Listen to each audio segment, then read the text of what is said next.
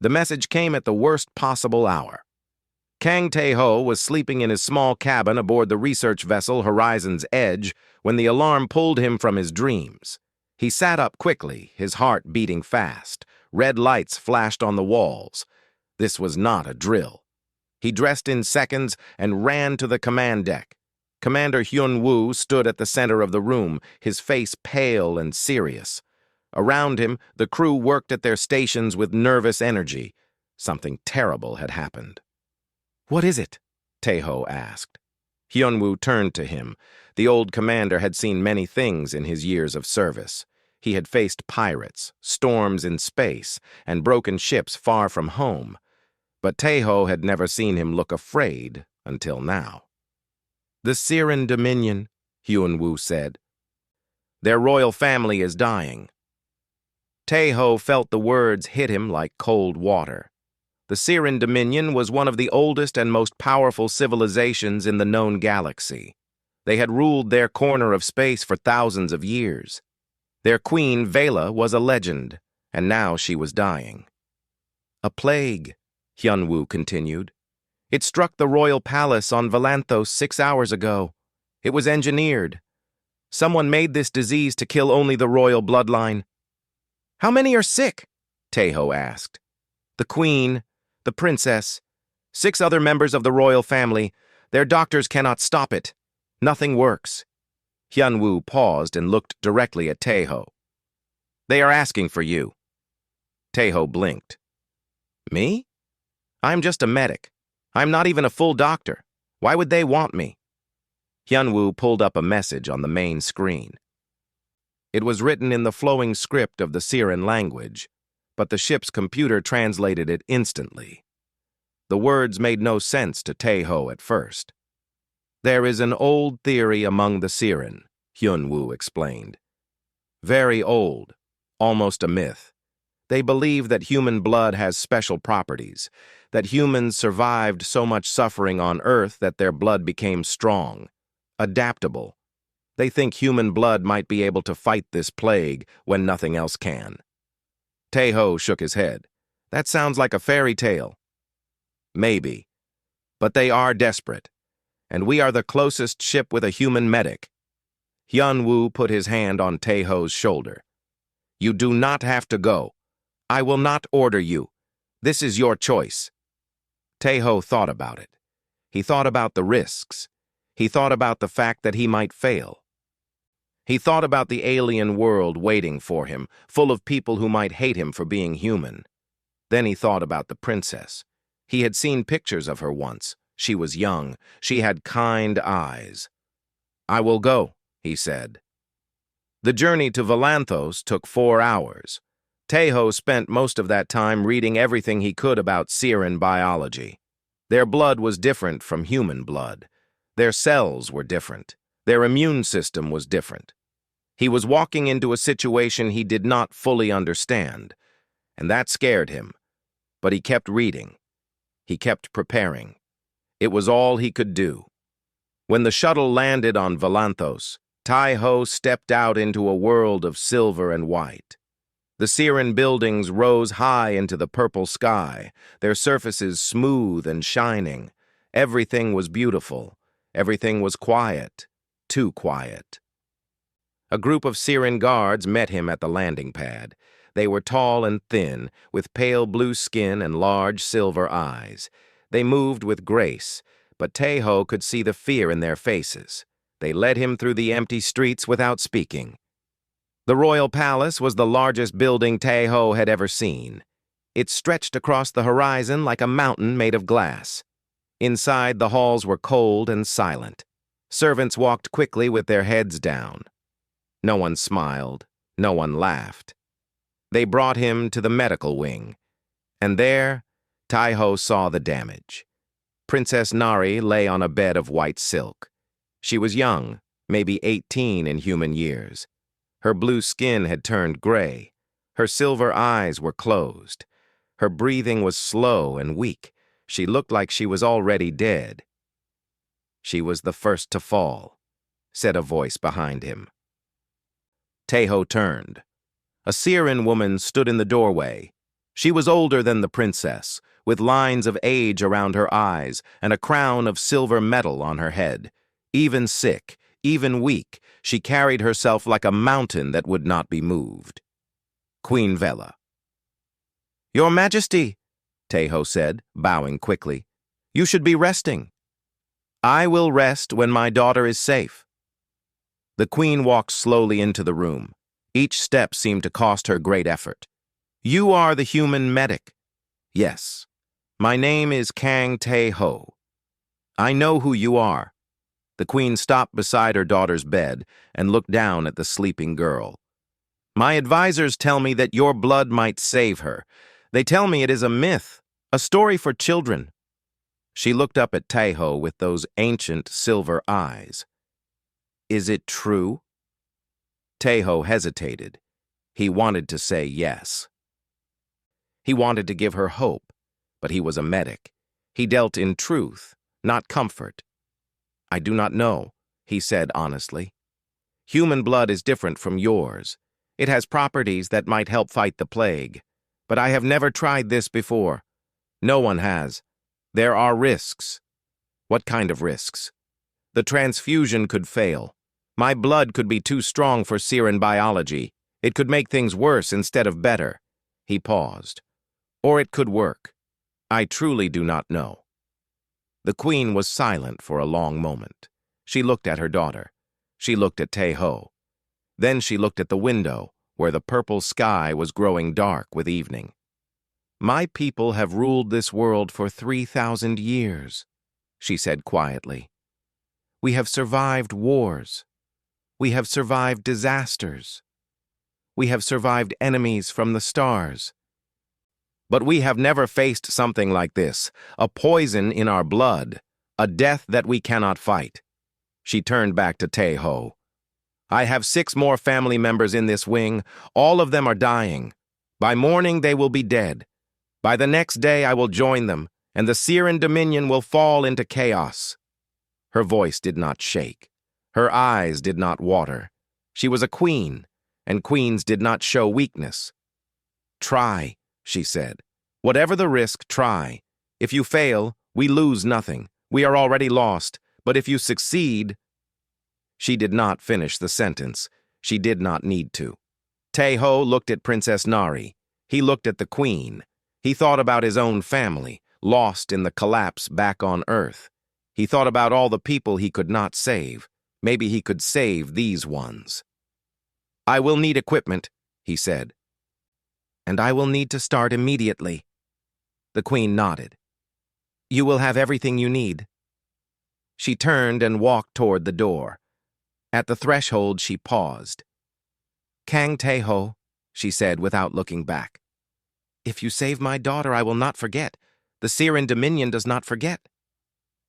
Then she was gone. Tae-ho stood alone in the room with the dying princess. Outside, the stars were beginning to appear in the purple sky. Somewhere out there, the horizon's edge was waiting for news. He took a deep breath. Then he got to work. Tae-ho worked through the night. He tested samples of the plague. He studied Siren blood under powerful machines.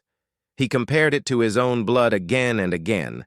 The palace doctors watched him with doubt in their silver eyes. They did not believe a human could succeed where they had failed. But as the hours passed, Tae-ho began to understand. The plague was smart. It was designed to attack only Siren royal blood. It found the special markers in their cells and destroyed them from the inside. Siren medicine could not stop it because the plague was made from Siren science. It knew all their tricks, but it did not know human blood. Tae-ho's blood was different. Millions of years on Earth had made it different. Humanity had survived ice ages and plagues. They had survived radiation and poison. They had survived wars that killed billions. Each disaster had left marks on human blood. It was not clean. It was not pure. But it was strong. Very, very strong. When Tae-ho put his blood cells next to the plague, something amazing happened. His cells did not die. They fought back. They adapted. They learned. And slowly, They began to win. The palace doctors could not believe what they were seeing. "This is impossible," one of them whispered. "Human blood should not be able to do this." "Human blood has been doing impossible things for 1,000,000 years," Tae-ho said quietly. "That is why we are still alive." He went to the queen with his findings. She was lying in her own bed now, too weak to stand. The plague was spreading through her body. She did not have much time. "It can work," Tae-ho told her, "but there are dangers. Your bodies are not used to human blood. The transfusion might be too strong. It could hurt you instead of help you." "But there is a chance," the queen said. "Yes, a chance." The queen closed her eyes for a moment. When she opened them again, there was fire in them. The fire of a woman who refused to die. "Start with my daughter," she commanded. "If it works on her, you will treat the others. I will be last." "Your Majesty, you are the sickest. You should be first." "No." Her voice left no room for argument. "A mother protects her child. That is the law of nature. Even queens must follow nature." Tae-ho bowed his head. He understood. He had lost his own mother in the collapse. She had given her food to him when there was not enough. She had given her warmth to him when the nights were cold. She had given everything until there was nothing left of her. Mothers were the same everywhere, on Earth, on Valanthos, across the whole galaxy. He returned to Princess Nari's room and prepared for the transfusion. The palace doctors helped him set up the equipment. They were still doubtful, but they had no other hope left. Tae-ho sat down beside the princess's bed. He rolled up his sleeve and found a vein. The needle went in, and his blood began to flow through the tube. Red blood, human blood, the blood of Earth. It moved slowly into Nari's arm. Tae-ho watched her face for any sign of change. For a long time, nothing happened. Her skin stayed gray. Her breathing stayed weak. The doctors began to shake their heads. Then, after an hour, Nari's hand moved. It was small, just a twitch of her fingers. But Tae-ho saw it. "More," he said. "She needs more." He gave more blood. The doctors warned him that he was giving too much. Human bodies could only lose so much blood before they became weak. Tae-ho ignored them. He kept giving. 2 hours passed. Nari's skin began to change. The gray color faded. Blue returned to her face. Her breathing grew stronger. "It is working," one of the doctors said. His voice was shaking. "By the stars, it is actually working." Tae-ho smiled, but only for a moment. He was feeling dizzy now. The room was spinning slightly. He had given too much blood, and his body was telling him to stop. He did not stop. Princess Nari opened her eyes. They were silver and bright, full of confusion and wonder. She looked around the room. She looked at the doctors. Then she looked at Tae-ho. "Who are you?" she asked. Her voice was weak but clear. "My name is Tae-ho. I am here to help you." "You are human?" "Yes." Nari studied his face. She saw the paleness of his skin. She saw the sweat on his forehead. She saw the tube connecting his arm to hers. "You are giving me your blood," she said. "Yes." "Why?" Tae-ho thought about the question. It was a good question. He did not know these people. They were aliens from a distant world. He had no reason to risk his life for them. But he thought about his mother again. He thought about all the people on Earth who had helped strangers during the collapse. He thought about what it meant to be human. "Because you needed help," he said simply. "And I could give it."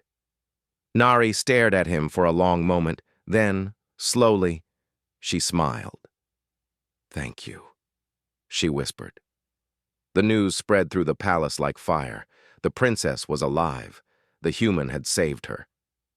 Hope returned to the servants and guards who had been preparing for the worst. But Tae-ho's work was not done. 6 more members of the royal family were still dying, and the queen was running out of time. He went to the next room, then the next, then the next. Each time, he sat down and gave his blood. Each time, he felt weaker. Each time, the doctors told him to stop. Each time, he refused. By the fifth transfusion, Tae-ho could barely see straight. His hands were shaking. His heart was beating too fast, then too slow. Commander Hyun-woo arrived from the horizon's edge and found him slumped in a chair, pale as paper. "Tae-ho, you have to stop," Hyun-woo said. "You are killing yourself." "Two more," Tae-ho said. "Just two more." "You have given enough. Let someone else finish." "There is no one else." Tae-ho forced himself to stand. His legs felt like water. "I am the only human here. My blood is the only thing that works. If I stop now, they die." Hyun-woo grabbed his arm. "And if you keep going, you die." Tae-ho looked at his commander, his friend, the man who had taken care of him for 3 years on the horizon's edge. "Then I die," Tae-ho said. "But at least I die for something." He pulled his arm free and walked to the next room. The 6th transfusion was agony. Tae-ho's vision went dark several times. He heard voices calling his name, but they sounded far away. He kept going. He had to keep going. When he finally finished, only one person remained. The Queen.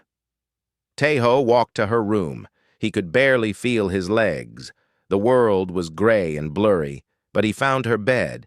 He found a chair. He sat down. "You should not be doing this," Queen Vela said. She was watching him with those silver eyes. "You will die." "Maybe," Tae-ho admitted, "but you will live." "Why does that matter to you? I am not your queen. This is not your world." Tae-ho smiled weakly. "Humans are strange," he said. "We do strange things." He put the needle in his arm one last time. The transfusion began. Tae-ho watched his blood flow into the queen's body. He watched her face for signs of change. His own vision was getting darker. His heart was slowing down. He thought he heard alarms somewhere. He thought he heard doctors shouting. He thought he heard Hyun-woo calling his name. But he did not look away from the queen. Her color was returning. Her breathing was improving. It was working. It was working. Tae-ho smiled. Then his heart stopped, and he fell. The doctors caught him before he hit the ground. They worked on him for 10 minutes, fighting to bring him back. His heart stopped twice more. Twice more they saved him. When it was over, Tae-ho was alive. Barely. And so was the queen. So was the entire royal family. Tae-ho had done the impossible. He had saved them all. Now he just had to survive the consequences.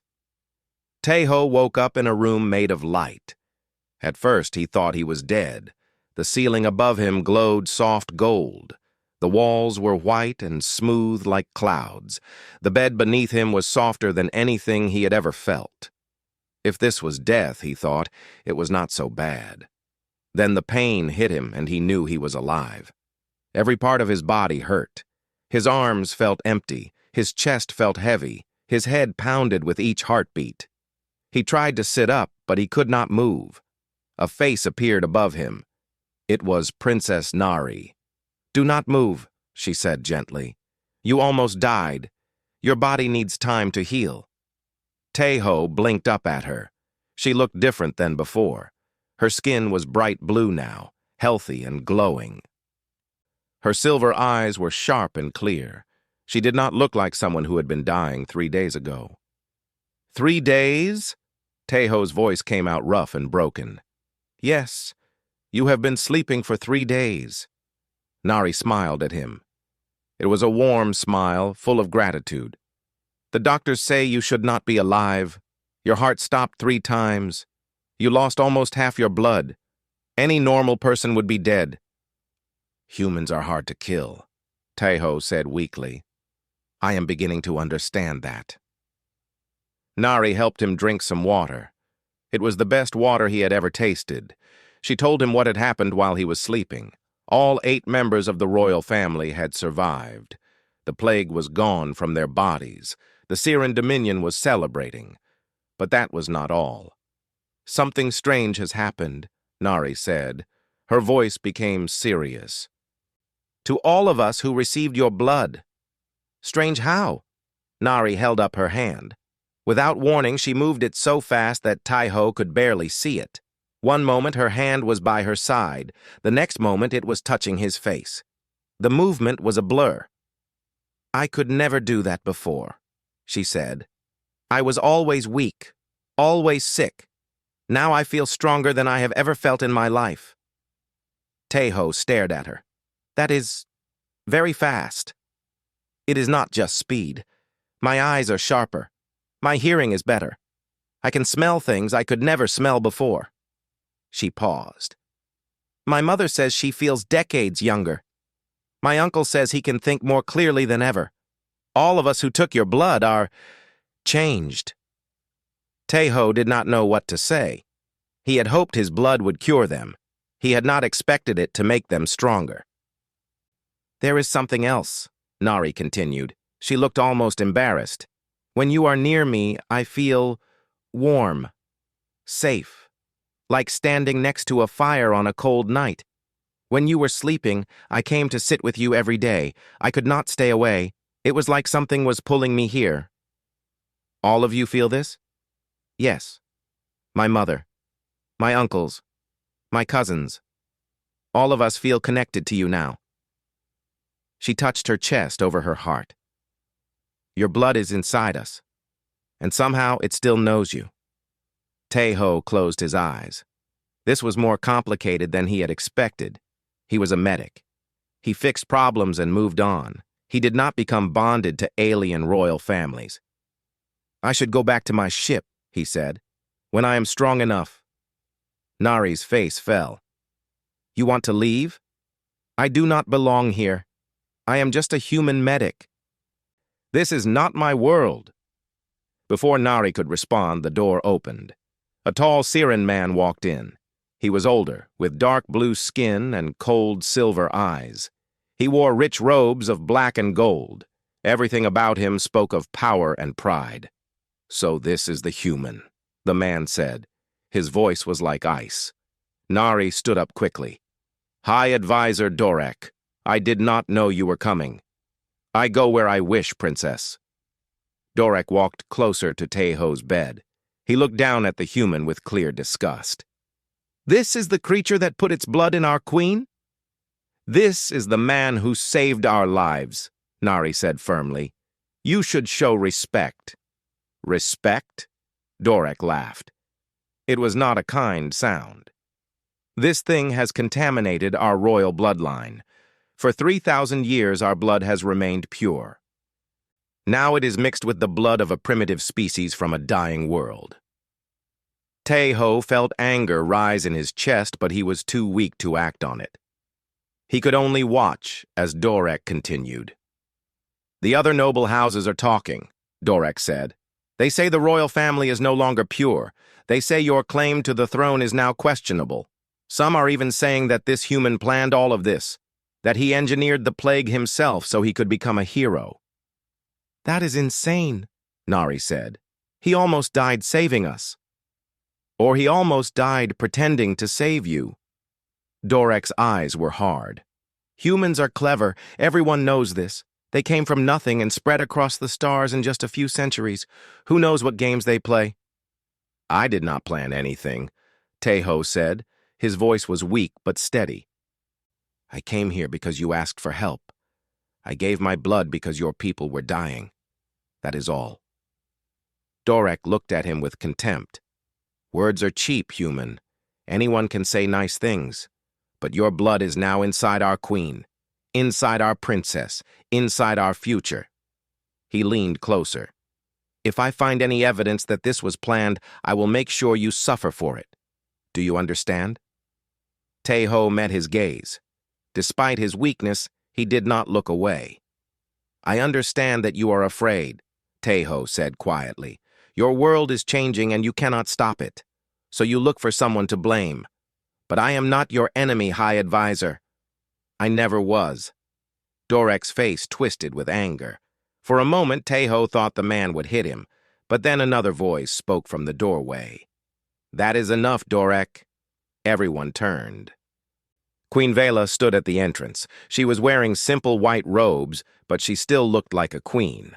Her silver eyes burned with quiet power. She was no longer weak. She was no longer dying. Whatever Taeho's blood had done to her, it had given her back her strength. "Your Majesty," Dorek said, bowing quickly, "I was simply expressing concern about—" "I heard what you were expressing." The queen walked into the room. Her steps were steady and strong. "And I will not hear it again. This man saved my life. He saved my daughter. He saved my family. You will treat him with the honor he deserves.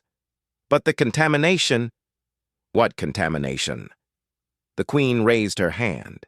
She moved it just as fast as Nari had moved hers, a blur of motion. "His blood has made us stronger, faster, sharper. Is this contamination? Or is this a gift?" Dorek opened his mouth to argue, but the queen silenced him with a look. "Leave us," she commanded. "I wish to speak with the human alone." Dorek bowed stiffly and left. Nari hesitated, then followed. The door closed, and Taeho was alone with the queen of the Siren Dominion. She sat down in the chair beside his bed. For a long moment, she simply looked at him. Her silver eyes studied his face like she was reading a book. "You have caused me a great deal of trouble, Kang Taeho," she said finally. "I am sorry, Your Majesty. That was not my intention." "I know." She smiled slightly. "You intended to save lives and then disappear.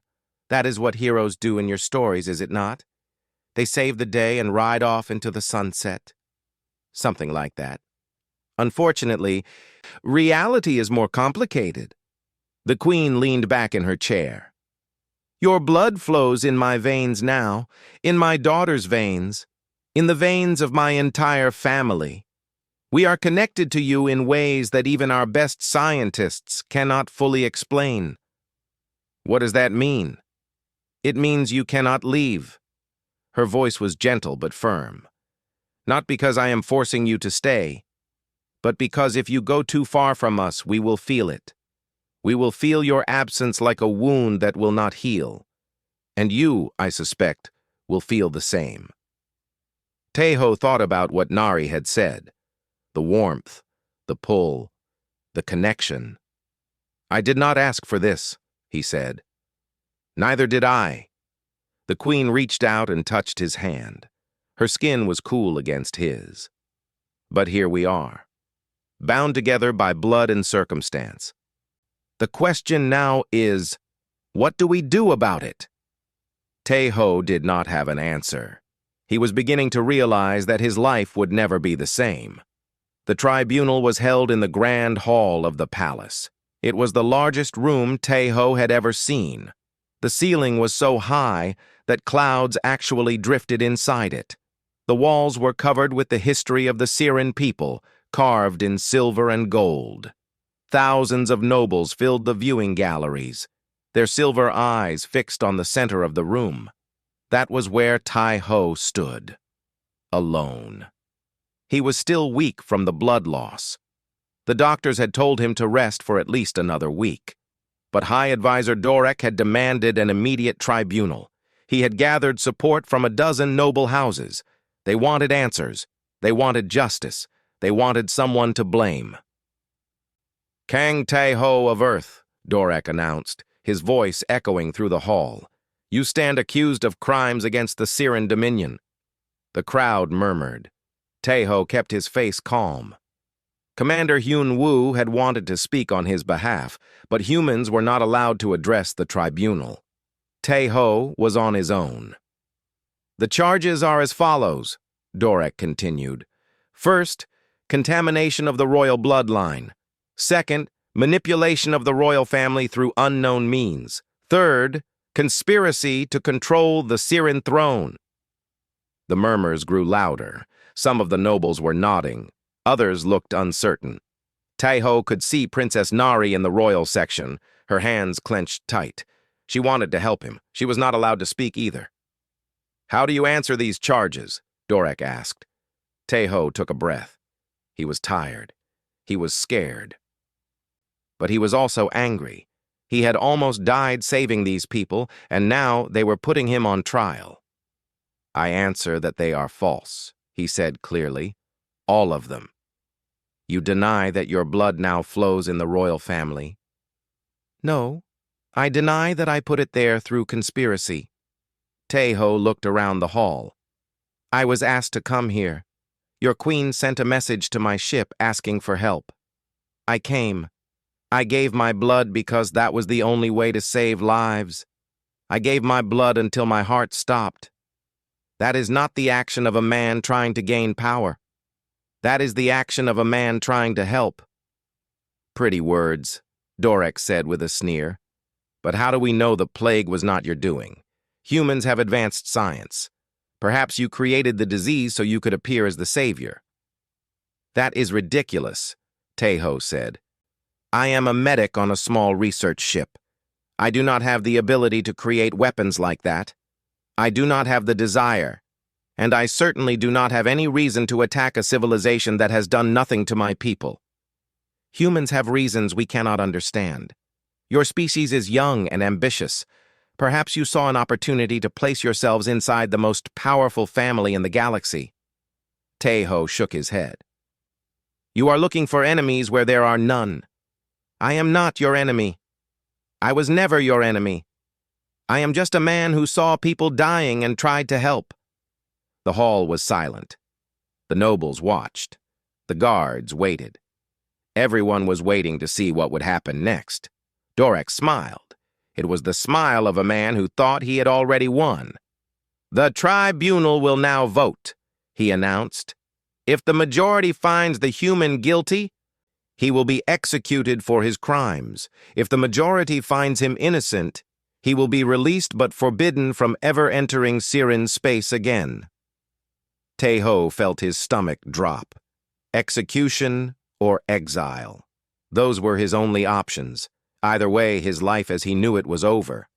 The voting began. One by one, the noble houses declared their positions.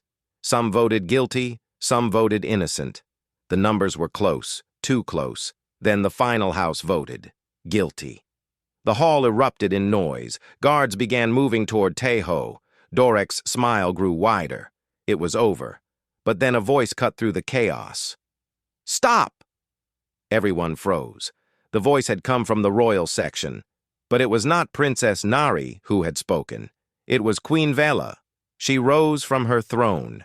She was wearing full royal robes now, white and gold, with the crown of the Siren dominion on her head. She looked like a goddess from an ancient story, and she was walking down from her platform. Step by step, she descended. The nobles watched in shock. Queens did not leave their thrones during tribunals. It was not done. It had never been done. Queen Vela walked across the floor of the grand hall. She walked past the guards. She walked past Dorek, who was staring at her with open mouth. She walked until she was standing directly in front of Taeho. Then she took his hand. This man gave his blood for my daughter, she said. Her voice filled the hall without shouting. He gave his blood for my family. He gave his blood until his heart stopped beating. She turned to face the noble houses. 3 times his heart stopped. 3 times he died on our floor trying to save us. And you want to execute him for this? You want to punish him for saving our lives? Your Majesty, Dorek said carefully, the contamination of the bloodline. What contamination? The queen raised her free hand. The air around it seemed to shimmer with energy. His blood has made us stronger than we have ever been. I am older than any of you. I have ruled this dominion for 300 cycles, and I have never felt as powerful as I do now. She looked at Taeho. Her silver eyes were soft. You ask what this man is to us. You ask what right he has to be here? She turned back to the nobles. He is not a prisoner. He is not a criminal. He is not a threat. Her voice rang through the grand hall like a bell. He is ours. His blood flows in our veins. His life is bound to our lives, and so I declare him Velsharan, blood-bonded, protected by royal law. A member of this court and this family, now and forever." The hall exploded with noise. Some nobles shouted in protest. Others shouted in support. Dorek's face had turned dark with rage. "You cannot do this," he said. "The law does not allow—" "I am the law." The queen's voice was ice. "I have ruled this dominion for 300 cycles. I have earned the right to decide who belongs to my family, and I say this man belongs to us." She squeezed Taeho's hand. "He belongs to us," she repeated, "and anyone who harms him will answer to me personally." The hall fell silent. No one dared speak. No one dared move. Even Dorek, for all his pride, did not have the courage to challenge the queen directly. Queen Vela led Taeho away from the center of the floor. The guards parted before her. The nobles bowed their heads. She brought him to the royal section and made him stand beside Princess Nari. Nari took his other hand. Her eyes were bright with tears. "You are safe now," she whispered. "You are one of us." Taeho looked at the queen. "Your Majesty, I do not know what to say." "Then say nothing." The queen sat back on her throne. "You saved my daughter. You saved me. You have given us a gift that we can never repay." She smiled slightly. "The least I can do is give you a home." Taeho thought about Earth. He thought about his ship. He thought about the life he had left behind. Then he thought about the warmth he felt standing next to these people. The connection, the belonging. Maybe this was where he was supposed to be. Maybe this had always been his path. "Thank you," he said quietly. "For everything." Queen Vela nodded. "Welcome to the family, Kang Taeho. Welcome home." 6 months had passed since the tribunal. Taeho stood at the window of his chambers in the royal palace, watching the sun rise over Valanthos. The purple sky turned pink and gold. The silver buildings glowed with morning light. It was beautiful. It was strange. It was home. He still had trouble believing it sometimes. 6 months ago, he had been a simple medic on a research ship. Now he was Velsharan, blood-bonded to the most powerful family in the galaxy. He had his own chambers in the palace. He had servants who brought him food and clothes. He had a seat at the royal table. He also had enemies. High Advisor Dorek had not given up. He worked in the shadows, turning other nobles against the human. There had been 3 assassination attempts in the past 6 months. Poison in his food, a knife in the dark, a bomb hidden in a gift. Each time, Taeho had survived, sometimes by luck, sometimes by skill, sometimes because Nari or the Queen had sensed danger through their blood bond and warned him. It was exhausting. But Taeho refused to give up. He had never been good at giving up. A knock came at his door. He opened it to find Commander Hyunwoo standing there, dressed in his formal uniform. The old man looked uncomfortable, surrounded by all the alien luxury. "Captain," Taeho said with a smile, "you did not have to come all this way." "Yes, I did." Hyunwoo stepped inside and looked around at the golden walls and crystal furniture. "I had to see for myself that you were still alive, and still human." Taeho laughed. "I am still human, just a human who lives in a palace now. You look ridiculous in those robes, you know." "I know." They sat together and talked. Hyunwoo told him about life on the horizon's edge. The ship had been assigned to stay near Valanthos as part of a new human-Siren cooperation program. The crew was doing well. They missed Taeho, but they were proud of him. "You have changed things," Hyunwoo said seriously. "Not just here, everywhere." "What do you mean?" "News of what you did has spread across the galaxy. The human who saved the Siren royal family. The human whose blood is stronger than any plague. Every species is talking about it." Taeho frowned. "That sounds dangerous." "It is." Yanwu's face was grave. Some species are curious. They want to study human blood. They want to trade with us. But others— He paused. Others see humans as a resource now, a valuable resource that can be taken. Taeho had feared this. His actions had painted a target on humanity. By showing the galaxy what human blood could do, he had made his entire species valuable, and valuable things attracted thieves. "Have there been threats?" he asked. "Rumors, whispers, a few probing attacks on human outposts near the border." Hyunwoo leaned forward. "The Vorn Empire is the most concerning. They are powerful and they are hungry. Their ambassador arrived on Valanthos yesterday." "I know. I saw the ship. He is here to make demands. Word is that he wants human donors in exchange for peace." Taeho's hands tightened into fists. Donors. They wanted to take humans and drain their blood like cattle. The thought made him sick. "The Queen will refuse," he said.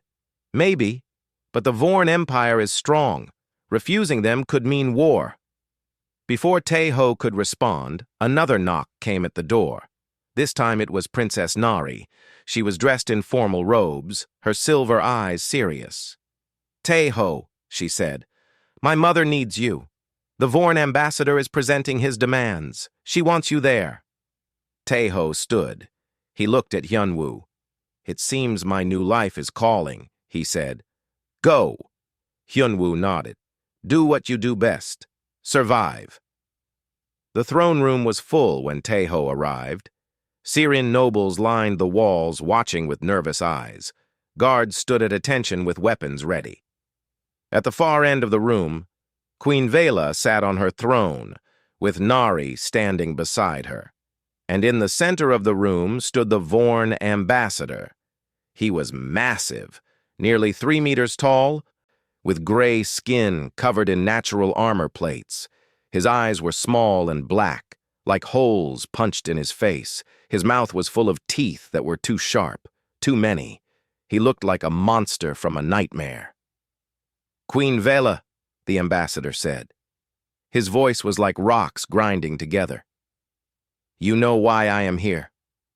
"I know what you want," the queen replied calmly. "I do not know why you think you will get it." "Because you have no choice."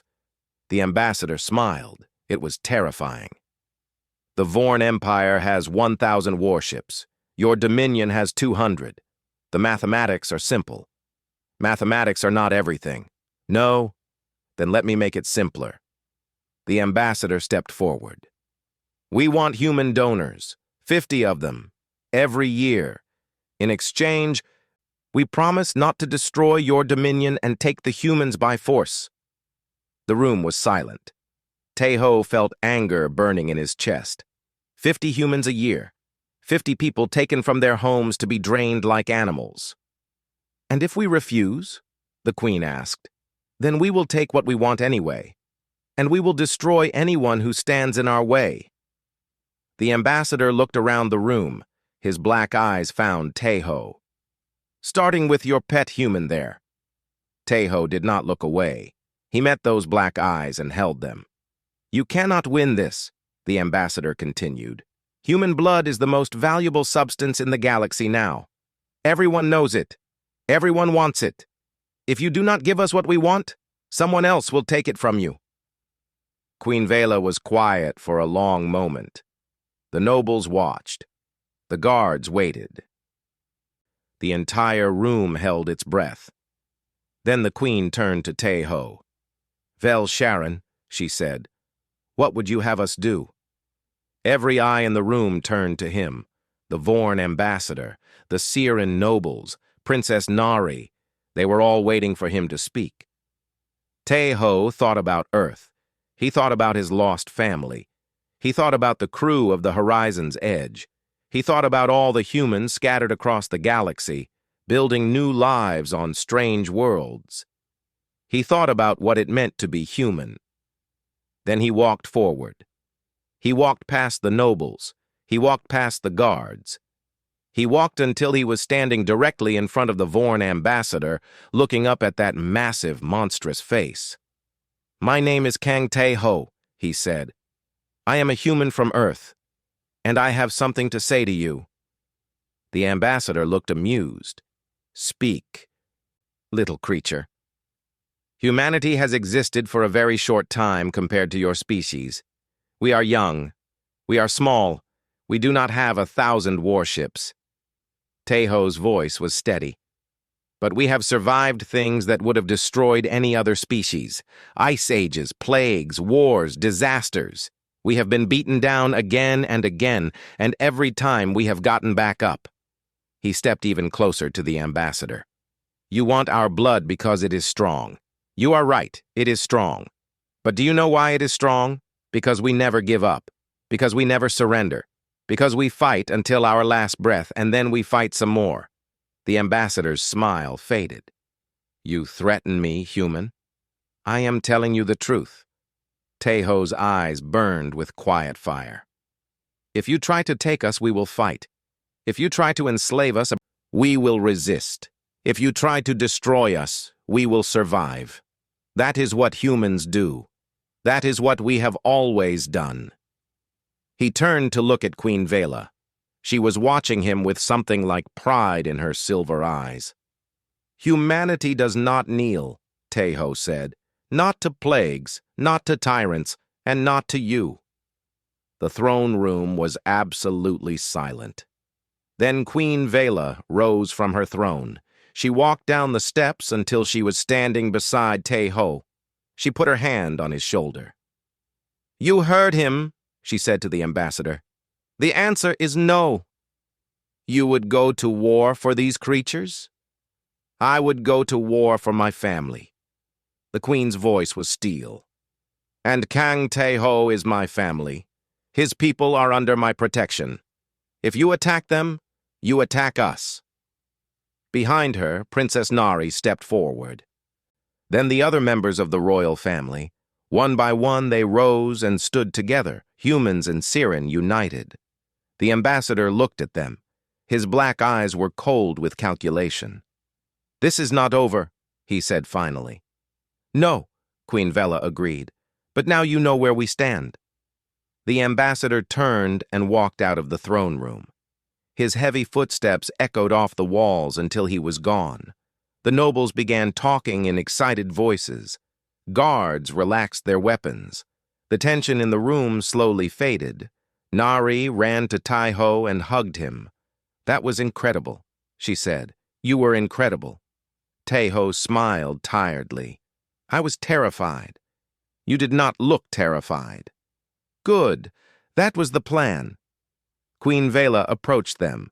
She was smiling just slightly. "You have made powerful enemies today, Velsharan," she said. "I have had powerful enemies before." "Yes, but you have also made powerful friends." She looked at him with warmth in her ancient silver eyes. "The Siren Dominion stands with humanity, now and always." Taeho bowed his head. "Thank you, Your Majesty." "Thank yourself. You earned this." Later that night, Taeho stood at his window again. The stars were out, scattered across the purple sky like diamonds on velvet. Somewhere out there, the Vorn Empire was planning its next move. Somewhere out there, other species were watching, waiting to see what would happen. The future was uncertain, dangerous, frightening, but Taeho was not afraid. He had his family now. He had his people. He had a galaxy full of wonders to explore and challenges to face, and he was human. That was enough.